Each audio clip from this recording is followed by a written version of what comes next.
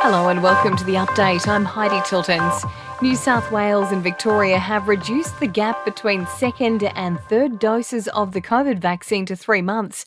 It's hoped the change will reduce transmission and ease pressure on the hospital system.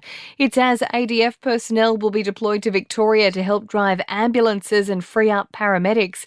An unprecedented code brown has been implemented for the state's hospitals as depleted doctors and nurses struggle to keep up with demand from record COVID hospitalisations.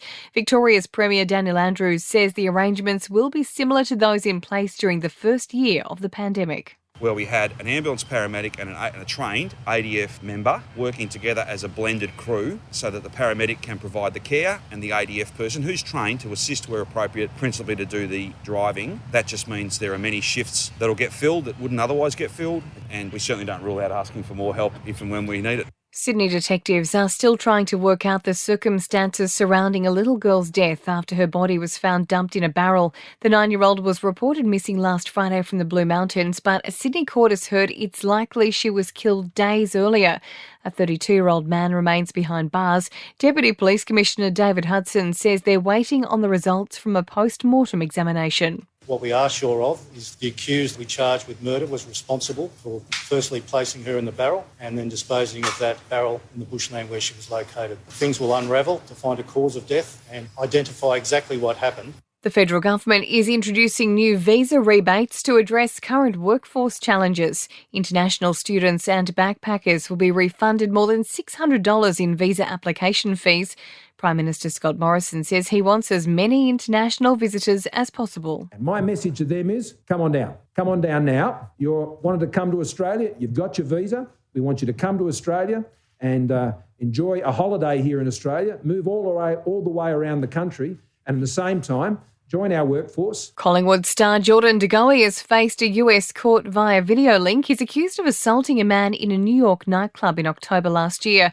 Police are looking for a man who stole $500,000 worth of rapid antigen tests from a Sydney freight depot.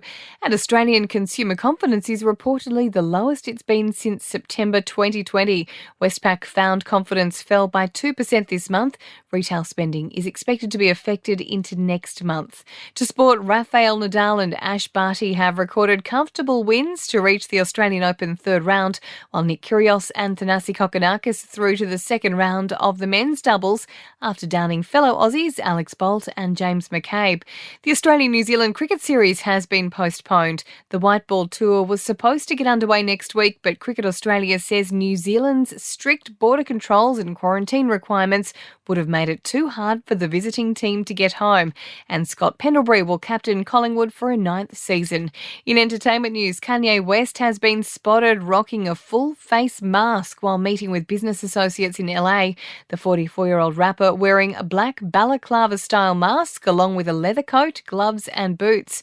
William Dafoe is going to host Saturday Night Live on January 29. Katy Perry will also perform, and ex-Vogue chief Andre Leon Talley has died. The 73-year-old worked alongside Anna Wintour for decades and was considered one of the first mainstream African-American tastemakers. And that's the latest from the Nova Podcast News team, but we'll see you tomorrow morning for another episode of The Update.